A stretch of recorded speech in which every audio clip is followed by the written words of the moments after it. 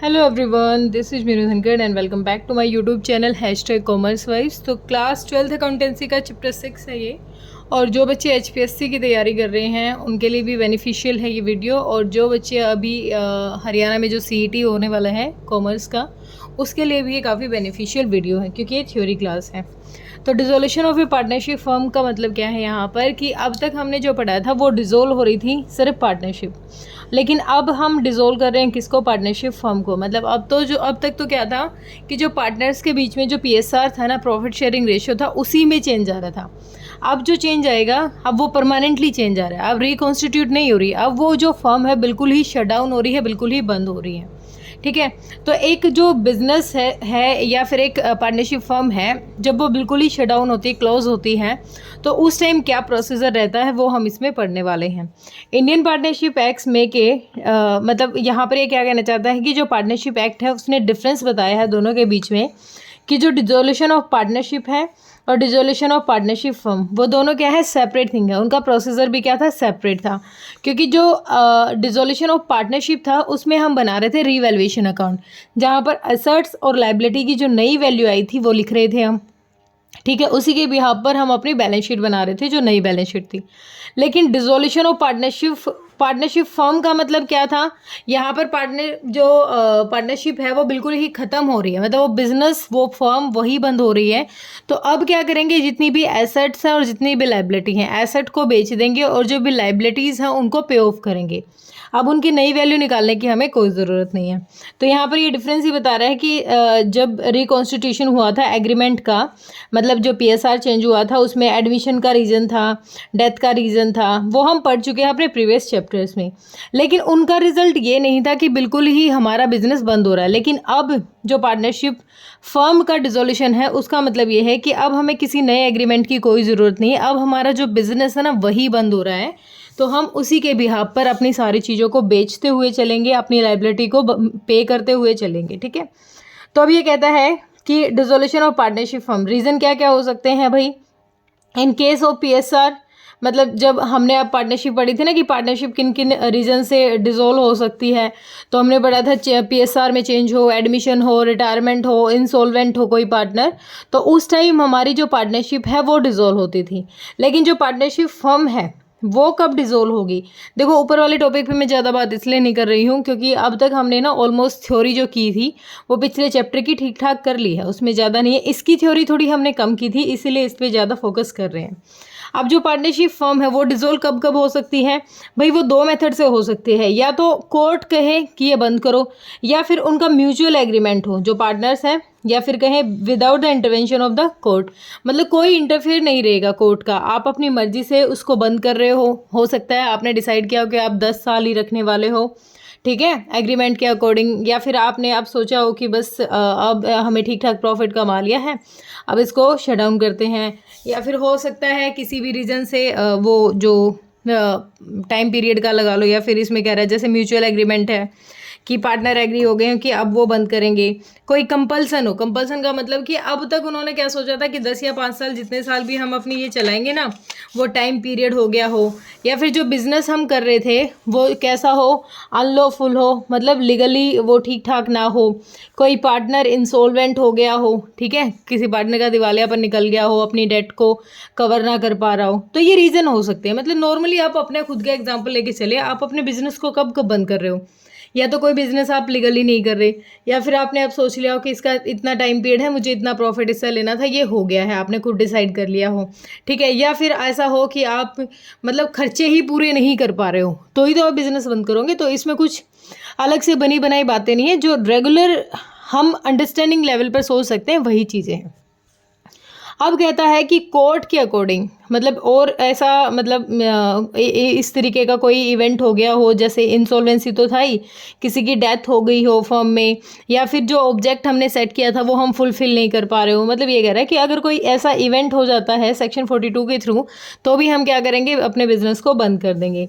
Insolvency हो सकती है, डेथ हो सकती है, कोई भी जो ऑब्जेक्ट था वो फुलफिल ना हुआ हो, या उसका जो टाइम पीरियड है वो एक्सपायर हो गया हो, यही बात हमने की थी। या फिर बाय नोटिस देके गवर्नमेंट को कि भाई अब हमने बहुत कंटिन्यू कर लिया है, या फिर किसी पार्टनर को कि बस अब हम इसको डिसोल्व कर रहे हैं। ये तो वो चीज़ें थी जब हम अपनी मर्जी से चाह रहे हैं, बिना लॉ के मतलब कोई मतलब कोर्ट में नहीं गए इस तरीके से बंद वगैरह करवाने के लिए। नॉर्मली हमने अपना शट डाउन कर दिया, सारी चीज़ें बेच दी, लाइबिलिटी पे ऑफ कर दी, अब बात खत्म, कोई बिजनेस नहीं रहा।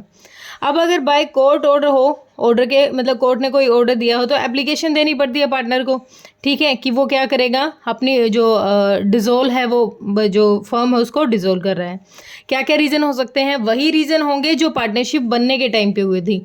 मतलब कोई भी पर्सन अनसाउंड माइंड हो, है ना, पार्टनर ने देखा, मतलब सॉरी कोर्ट ने देखा कि भाई ये तो है ना ऐसे पर्सन को पार्टनर बना के बैठा है जो अनसाउंड माइंड का है, या उस पर कोई केस चल रहा है, या वो कोई माइनर है, या वो कोई इलीगल वर्क कर रहे हैं। तो यही चीज़ें क्या होती हैं, इसी चीज़ों से कोर्ट क्या करेगी, ऑर्डर दे देगी, बस अब तुम बंद करो, ठीक है। एक तो तुम अपनी मर्जी से बंद कर रहे थे अपने बिजनेस को, एक तुम कोर्ट के ऑर्डर के थ्रू बंद कर रहे हो। तो यही चीज़ें हैं बेसिकली जो ड्यूटीज़ वजह से कोई पार्टनर इनकैपेबल है अपनी जो ड्यूटीज़ है उनको करने में, पार्टनर से जो भी कोई भी गिल्टी है किसी भी चीज़ के लिए, मतलब हो सकता है उसने उस पार्टनरशिप में किसी को कुछ हार्मफुल मतलब कोई नुकसान पहुंचाया हो, ठीक है, या फिर कोई बिल्कुल अच्छे से अपनी जो ड्यूटीज़ थी उनको फिल नहीं कर पाया हो, या फिर कोई सेटिस्फाई नहीं है कोर्ट उनके काम से कि वो बिज़नेस को आगे करेंगे, यानी मतलब लॉस हो रहा है 3-4 साल से लगता, तो कोर्ट को लगे कि अब कोई फ़ायदा नहीं है, ये मतलब अब ये बिज़नेस नहीं चलेगा, ठीक है। तो दो ही रीज़न थे, दो मेथड थे हमारे कि जो डिसोल्यूशन ऑफ पार्टनरशिप फर्म है, जो डिसोल्व होगी फर्म हमारी बंद होगी, तो वो एक तो कोर्ट के नोटिस से होगी, एक हम अपनी मर्जी से चाहें तो वो। अब हमें डिफरेंस गिवन है डिसोल्यूशन ऑफ द पार्टनरशिप और dissolution of the partnership firm. दोनों चीज़ों में डिफरेंस क्या है? पार्टनरशिप कब ख़त्म हो रही थी? जब जो पार्टनर है उनका पीएसआर चेंज आ रहा था, लेकिन वो आगे कंटिन्यू कर रहे थे, नए पीएसआर से गेनिंग और सेक्रीफाइस से रेशियो निकाल के आगे कंटिन्यू कर पा रहे थे, ठीक है। लेकिन यहाँ पर सब कुछ बंद हो जाएगा, अब हमें बिल्कुल सारी चीज़ों को बंद करना है, क्लोज कर, ठीक है। यहाँ पर बिजनेस कंटिन्यू रहता था, यहाँ पर बिजनेस एंड पे आ जाएगा, ख़त्म हो जाएगा, ठीक है। कोई एग्जिस्टेंस अब बिजनेस की नहीं रहेगी क्योंकि सारी चीज़ें बेचने वाले हैं। इसमें जो इकोनॉमिक रिलेशन था पार्टनर्स के बीच में वो कंटिन्यू था, एक प्रॉफिट शेयरिंग रेशियो बदलने के बाद वो कंटिन्यू चल रहा था। लेकिन यहाँ पर किसी भी तरीके का इकोनॉमिक रिलेशन नहीं रहेगा, क्योंकि पार्टनर को अगर कुछ बचा हुआ है लायबिलिटी पे करने के बाद, तो पार्टनर लेके अपना अमाउंट अपने घर चले जाएंगे, अब उनको आगे कुछ कैरी नहीं करना है। Book of account need not be disclose. अब जब पार्टनरशिप खत्म हो रही थी, सिर्फ पार्टनरशिप, तो नया एग्रीमेंट आ रहा था, नए एग्रीमेंट से कंटिन्यू कर रहे थे, रिवैल्यूएशन अकाउंट बना रहे थे, अपनी नई एसेट और लायबिलिटी की नई वैल्यू निकाल के कंटिन्यू कर रहे थे। लेकिन अब क्या कर रहे हैं, हम अपनी बुक्स को क्लोज कर रहे हैं। बुक्स क्लोज करेंगे क्योंकि हम रियलाइजेशन अकाउंट बनाएंगे, रियलाइजेशन में अपनी जितनी भी एसेट्स हैं उनको बेच देंगे और जितनी भी लायबिलिटी है उनको पे कर देंगे, बाकी जो रेस्ट ऑफ अमाउंट बचेगा उनको पार्टनर्स को दे देंगे, ठीक है। सेम यही सेटलमेंट क्या रहेगी, यहाँ पर रिवैल्यू करेंगे एसेट लायबिलिटी की, जो मैंने अभी बताया। यहाँ पर हम क्या करेंगे, अपनी सारी एसेट को बेच देंगे, लायबिलिटीज़ को पेड कर देंगे, बाकी जो बच गया उसको डिस्ट्रीब्यूट कर देंगे ऑल पार्टनर्स में, ठीक है। यहाँ कुछ नहीं था, यहाँ पर सिर्फ नई वैल्यू निकाल के और एक नई वैल्यू निकालनी थी, और अगर प्रॉफिट या लॉस कुछ भी हो रहा था तो पुराने पार्टनर में बांट रहे थे। लेकिन अब फर्म बंद हो रही है तो सब कुछ अपना निपटा के चलेंगे। अब जो डिसोल्यूशन ऑफ पार्टनरशिप है does not necessary mean dissolution of the firm. अगर सिर्फ पार्टनरशिप बंद हो रही है तो इसका मतलब ये नहीं है कि आपकी फर्म भी बंद हो रही है। मतलब अगर किसी रीज़न से आपका एग्रीमेंट में चेंज आया तो इसका मतलब ये नहीं था कि आपकी फर्म बंद होगी। लेकिन अगर आपकी फर्म बंद होगी ना, तो आपकी जो पार्टनरशिप है वो बिल्कुल ख़त्म हो जाएगी, उसका कोई रोल नहीं रहेगा, क्योंकि बिजनेस ही बंद हो रहा है तो पार्टनरशिप किस चीज़ की करेंगे, ठीक है। इसमें किसी भी तरीके का इंटरवेंशन नहीं होता कोर्ट का, म्यूचुअल कॉन्सेप्ट होता है पार्टनर का। म्यूचुअल कंसेंट से वो क्या करते हैं, आपस में डिसाइड कर लेते हैं कि आगे इस तरीके का पीएसआर रखेंगे और कंटिन्यू करेंगे, कोई भी रीज़न हो सकता है। लेकिन यहाँ पर जो बिज़नेस है उसमें इंटरवेंशन भी हो सकता है और ना भी हो। मतलब जैसे अभी हमने पढ़ा था, दो मेथड थे हमारे कि या तो हम अपनी मर्जी से अपने बिजनेस को बंद कर दे, या फिर कोर्ट हमें नोटिस दे, कोर्ट को कोई भी फॉल्ट लगे हमें, मतलब हमारे बिजनेस में कुछ भी लगे कि हम इलीगल कर रहे हैं, कोई भी ऐसे पर्सन को पार्टनर बना के बैठे हैं जिसका दिमाग ही अच्छे से काम नहीं कर रहा, सारा प्रॉफिट खुद ही हड़पाए जा रहे हैं, वो वाली चीज़ें हैं। अब हमें सेटलमेंट क्या क्या करनी है, अब डिसोल्यूशन कर रहे हैं तो सेटलमेंट क्या करनी पड़ेगी। पहले तो हमें देखना पड़ेगा कि हमारे पास चीज़ें क्या क्या हैं, सारी वो चीज़ें अपने पास इकट्ठे करके रखें। मतलब बैलेंस शीट को उठाना है, हमें हर चीज़ को देखना है। अब ये कह रहा है first of all the amount of loss जो भी लॉस है, किसी भी तरीके की डेफिशिएंसी है कैपिटल की, वो पे की जाएगी प्रॉफिट से, आउट ऑफ प्रॉफिट किसी भी तरीके का लॉस हो। फिर जो कैपिटल है, फिर उस कैपिटल को हम क्या करेंगे, अपनी एसेट्स वगैरह को रिलीज करके उस कैपिटल में हम क्या करेंगे, पीएसआर में उसको बांट देंगे। ठीक है। अब जो अमाउंट मिलेगा हमें किसको रिलीज़ करने पर, अपनी एसेट्स को सेल करने पर जो अमाउंट हमें मिलेगा, उस अमाउंट में भी हम अपनी पहले तो लाइबिलिटी पे करते हैं। कौन सी लाइबिलिटी, पहले तो आउटसाइड लाइबिलिटी। आउटसाइड लाइबिलिटी कौन सी होती है, जो बिजनेस ने, जो फर्म ने उठा रखी है, वो होती है आउटसाइड लाइबिलिटी। और इनसाइड लाइबिलिटी में तो खुद पार्टनर्स ही होते हैं। ठीक है।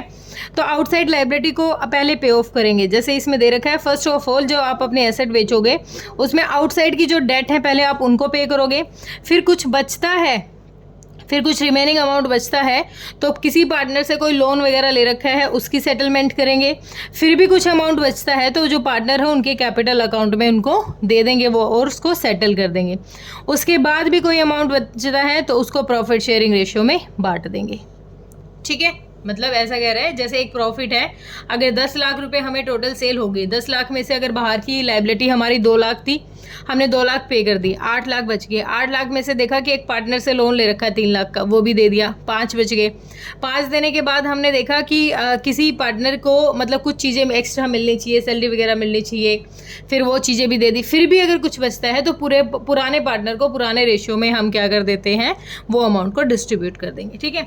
अब यहाँ पर ये हमें समझा रहा है कि जो पेमेंट होगी वो आप किस तरीके से करोगे। जो फर्म की डेट है वो क्या होती है और प्राइवेट डेट है वो क्या होती है। फर्म की डेट तो वो है जो फर्म ने पैसा बाहर से उठा रखा है, जो आउटसाइडर से पैसा उठा रखा है, आउटसाइडर से जो डेट है, लाइबिलिटी किसी भी तरीके की, पहले वो पे करेंगे।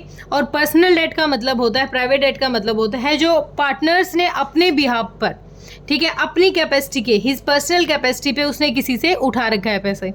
तो पहली चीज़ तो क्या, अगर फर्म की डेट है तो फर्म पे करेगी, और पार्टनर की डेट है तो पार्टनर पे करेगा। पार्टनर की डेट को फर्म पे नहीं करेगी। ठीक है। तो इसमें यही है कि एसेट्स को बेचेंगे, लाइबिलिटी को पे ऑफ करेंगे। इसमें ये वाली चीज़ वही है। देखो ये कह रहा है, amount realise from the sale of asset, जो अमाउंट मिलेगा हमें, first use to pay off the firm debt, firm की डेट पे करेंगे। फिर जो सरप्लस बच जाएगा उसको पार्टनर में डिस्ट्रीब्यूट कर देंगे। ठीक है। अगले में भी यही बात कह रहा है। अब यहाँ पर डिफरेंस दे दिया हमें फर्म का और प्राइवेट डेट, ये आप खुद पढ़ लेना। अब प्रोसीजर पढ़ते हैं हम, अकाउंटिंग ट्रीटमेंट पढ़ते हैं हम कि अकाउंटिंग ट्रीटमेंट क्या है। डिसोल्यूशन के टाइम पर हमें एक नया अकाउंट बनाना है, रियलाइजेशन अकाउंट। अब तक हम क्या बना रहे थे, रीवैल्यूएशन अकाउंट, नई वैल्यू निकालना चाहते हैं। लेकिन अब हम क्या कर रहे हैं, रिलीज कर रहे हैं, चीज़ों को बेचते चल रहे हैं, ख़त्म करते चल रहे हैं। तो रियलाइजेशन अकाउंट बनाएंगे। ये भी नॉमिनल नेचर का अकाउंट है, same, debit all expenses and losses and credit all incomes and gain, nominal nature के अकाउंट का रियलाइजेशन अकाउंट बनाएंगे। Loan by firm to partner, अगर कोई पार्टनर से मतलब लोन ले रखा है, फर्म ने ले रखा है या पार्टनर ने ले रखा है, उसकी सेटलमेंट करेंगे, कैपिटल अकाउंट की सेटलमेंट करेंगे, और कैश और बैंक अकाउंट को भी क्लोज करके चलेंगे। देखेंगे कि अब किसी भी तरीके का कैश या बैंक में बैलेंस हमारे बिजनेस में नहीं बचना चाहिए। रियलाइजेशन अकाउंट कैसा है, मैंने अभी बता दिया, नॉमिनल नेचर का अकाउंट है। यहाँ पर हम अपनी एसेट्स और लाइबिलिटी को रखते हैं ओरिजिनल वैल्यू के साथ, फिर उनको बेचते चलते हैं वो कितने रुपए की बिकी है। ठीक है। ये नेचर में कैसा है, नॉमिनल अकाउंट है। अब एसेट्स को क्लोज कर रहे हो तो एसेट को क्लोज करोगे तो रियलाइजेशन अकाउंट में टू सन्ड्री एसेट्स लिखोगे। अब जो फॉर्मेट है, फॉर्मेट से इससे करेंगे। इसमें हम क्या करेंगे, जितनी भी एसेट्स हैं पहले तो एज इट इज़ वैल्यू को डेबिट साइड लिख लेंगे, लाइबिलिटी को क्रेडिट साइड लिख देंगे। फिर एसेट के बेचने से जो भी इनकम हुई हमारी उनको क्रेडिट साइड लिखते चले जाएंगे, और जो लाइबिलिटी को पे करते टाइम जो भी एक्सपेंसेस रहे वो कहाँ लिख देंगे, डेबिट साइड लिख देंगे। तो कुछ जर्नल दे रखिए, ये आप खुद एक बार रीड आउट कर लेना, बेसिक है। अगर कुछ ज़्यादा ही मुझे लगा तो वो मैं करवा दूंगी, डोंट वरी। एक बार इस फॉर्मेट को देखो, यहाँ पर फॉर्मेट हमारा रियलाइजेशन अकाउंट का फॉर्मेट हमारा क्या रहेगा और हमें किस तरीके से काम करना है। नॉमिनल नेचर में है तो इसका मतलब हमारे दिमाग में सेट होना चाहिए कि लेफ्ट हैंड साइड हमारे डेबिट साइड एक्सपेंसेस हैं और क्रेडिट हैंड साइड हमारी क्या रहेंगी, इनकम्स रहेंगी। अब हमें क्या करना है, हमें जो हमारी बैलेंस शीट गिवन होगी ना, इस तरीके की जो अपनी बैलेंस शीट गिवन होती है, इस बैलेंस शीट में यहाँ एसेट्स होती हैं, यहाँ लाइबिलिटी होती हैं।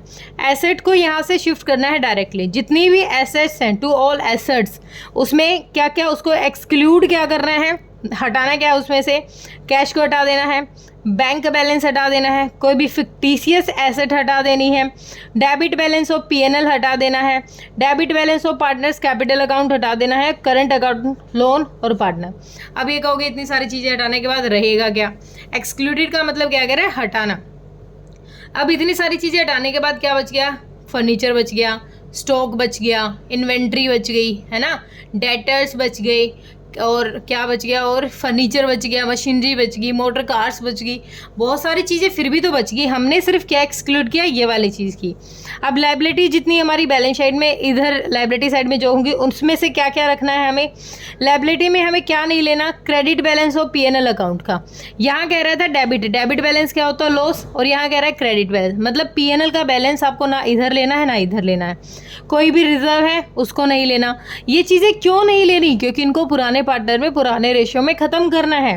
कोई भी पार्टनर का कैपिटल अकाउंट है, करंट अकाउंट है, लोन है, ये चीज़ें नहीं लेनी। अब पार्टनर के कैपिटल और करंट अकाउंट को क्यों नहीं ले रहे? क्योंकि उनके लिए सेपरेट अकाउंट बन रहा है। कौन सा? Partners capital account. लोन क्यों नहीं ले रहे? क्योंकि उनके लिए भी सेपरेट अकाउंट बन रहा है, पार्टनर्स का लोन अकाउंट। तो हमें यहाँ पर लायबिलिटी में लेना क्या है? लायबिलिटी में लेना है बैंक का ओवरड्राफ्ट, क्रेडिटर्स, ये चीज़ें हमें यहाँ पर लेके चलनी है। आउटस्टैंडिंग कोई चीज़ है हमारी, कोई भी रेंट वगैरह है किसी भी तरीके की, और सेम इसमें हमें वो चीज़ें नहीं लेनी जो पार्टनर्स से रिलेटेड है, क्योंकि वो उसको वहीं ख़त्म करेंगे, पार्टनर्स के लोन अकाउंट में और पार्टनर्स के कैपिटल अकाउंट में। हमने अपनी सारी एसेट्स इधर रख ली हैं, सारी लायबिलिटी इधर लिख ली, मतलब बैलेंस शीट से।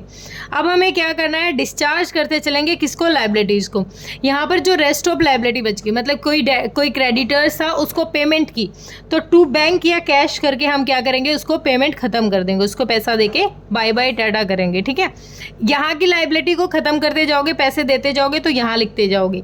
एसेट्स को बेचने से जो पैसा आता जाएगा वो यहाँ लिखते आओगे। Amount paid for the discharging liabilities, जिस लाइबिलिटी को डिस्चार्ज करते जा रहे हो उसका अमाउंट लिखते जाओगे कि इतने में हमने ये लाइबिलिटी अपनी ख़त्म कर दी है। ठीक है, अमाउंट पे किया किसी अनरिकॉर्डेड लाइबिलिटी, ये भी एक एक्सपेंस है। अब तक तो हमें पता ही नहीं था कि ये लाइबिलिटी है हमारे लिए, एकदम से वो लाइबिलिटी इंक्रीज़ हो गई है। अब उसको कहाँ लिखेंगे भाई? अब बेशक से आपको नहीं पता था अब तक, लेकिन अब तो पता चला, आप इग्नोर तो कर नहीं सकते। तो जो अनरिकॉर्डेड लाइबिलिटी है उसको भी क्या करेंगे? डेबिट साइड उस अमाउंट को ख़त्म करेंगे, क्योंकि एसेट के बेचने से पैसा तो आएगा ना अपने पास। तो हम इसको क्या करेंगे? टू बैंक और टू कैश, अपनी जो अनरिकॉर्डेड लायबिलिटी जो अब तक पता ही नहीं थी, अब उसको रिकॉर्ड करके यहाँ ख़त्म करेंगे। यहाँ लिखने की ज़रूरत नहीं है, उसको यहाँ लिखने की ज़रूरत नहीं है, क्योंकि अनरिकॉर्डेड है, सिर्फ एक्सपेंस में दिखा के यहाँ दिखा देंगे। फिर क्या कहता है कि हमें क्या करना है? जो भी एक्सपेंसेस रहे रियलाइजेशन अकाउंट पे उसको ख़त्म करो। एक्सपेंस क्या रहेंगे भाई? हमने जब बुक्स को क्लोज करवा रहे हैं तो एक पर्सन रखा होगा ना कि भाई आप है ना हमारे अकाउंट्स बना दो सारे के सारे, और पूरा रियलाइजेशन बना दो कि क्या क्या चीज़ कितने में बिकी, कैसे, बिल्कुल सारा फाइनल टच दे दो। तो एक पर्सन जो वो काम करेगा तो वो भी अपनी सैलरी वगैरह तो लेगा अपना, ये तो कहता है कि मैं इतने रुपए में ये वाली चीज़ें काम करूँगा, वो भी तो उसको भी तो पेमेंट करनी है, तो वो भी क्या है? एक एक्सपेंस है। ठीक है, तो वो कि कोई मतलब ये आगे क्वेश्चन करोगे ना तब ज़्यादा क्लियर हो जाएगी ये वाली बात कि एक्सपेंस क्या था रियलाइजेशन का। रियलाइजेशन का एक्सपेंस मतलब जो पेमेंट उसको करनी है जो इसको बना रहा है, उसको सैलरी दे रहे हैं हम, किसी भी तरीके से कोई अमाउंट दे रहे हैं, वो वाली चीज़। अब अगर किसी पार्टनर ने कोई लाइबिलिटी ले ली, ठीक है, अब पार्टनर कोई लाइबिलिटी ले रहे हैं तो उसके करंट और कैपिटल अकाउंट पे तो इफेक्ट पड़ेगा ही, लेकिन हम यहाँ भी तो दिखाएंगे कि कोई भी लाइबिलिटी टेकन ओवर की है किसी पार्टनर ने, तो बदले में क्या करेंगे? अब कोई पार्टनर ले रहा है किसी लाइबिलिटी को, तो इसका मतलब वो पेमेंट करी होगी उसने, तो वो भी तो उसके अकाउंट में सेटलमेंट दिखाएंगे कि हाँ भाई एक लाइबिलिटी पार्टनर ने ख़त्म की है। जैसे कोई पार्टनर था ए ने कहा कि ना इस क्रेडिटर को पैसा मैं दे दूंगा, तो अगर क्रेडिटर को पैसा ए दे रहा है तो उसके अकाउंट में भी तो एक्सेस अमाउंट हमें डालना पड़ेगा ना, क्योंकि वो क्या कर रहा है? एक लाइबिलिटी को कवर कर रहा है। तो किसी भी तरीके का एक्सपेंस है तो वो किस पे ख़त्म किया जाएगा? किसी भी पार्टनर के कैपिटल अकाउंट में भी डेबिट करके ख़त्म किया जाएगा। ठीक है, अब आ जाते हैं इधर। अगर कोई भी प्रोविज़न है मतलब एसेट्स का, अब हमें क्या करना है? जितनी भी एसेट्स हमारी बिक जाएंगी, इस पे पहले नीचे काम करते हैं। यहाँ पर अगर कोई एसेट बेच दी हमने, ठीक है, उस बेचने से जो पैसा आया, हमारे पास कैश आया, हमारे लिए इनकम रहेगी, बाय बैंक और बाय कैश हमारे पास पैसा आ जाएगा। ठीक है, फिर हम क्या करेंगे? कोई इस तरीके की एसेट हमें पता चली, अब तक हमें पता ही नहीं था कि ये हमारी एसेट है और एकदम से पता चल गया, तो हमारे लिए तो बड़ी खुशी की बात है, क्योंकि वैसे ही सारी चीज़ें बिक रही थी। फिर पता चला, जैसे मम्मियों को होता है ना कि कोई चीज़ मतलब जैसे कोई मिल जाए किसी टाइम पे और कमी पड़ी हुई हो, तो अरे मेरे पास तो 10,000 मिल गए, 20,000 मिल गए, तो वो क्या है, फ़ायदे की बात है। तो यहाँ पर अगर हमें कोई अनरिकॉर्डेड एसेट मिल जाती है, उसको जल्दी से लिख लेंगे और उसको बेच के पैसा ले लेंगे, ठीक है। फिर कहता है, हाँ ये रहा अनरिकॉर्डेड एसेट्स, फिर हो गया। फिर अगर किसी एसेट को कोई पार्टनर ले रहा है, किसी भी एसेट को कोई पार्टनर ले रहा है, जैसे कोई पार्टनर कहे भाई देखो ये वाली मशीनरी ना मैं ले जाऊंगा ऐसे कैसे, तो उसके अकाउंट से उतना अमाउंट काट देंगे जितनी की वो एसेट है। अगर कोई लाइबिलिटी खत्म कर रहा था, उसके अकाउंट में को क्रेडिट करेंगे, क्योंकि उसको पैसा हमें देना पड़ेगा।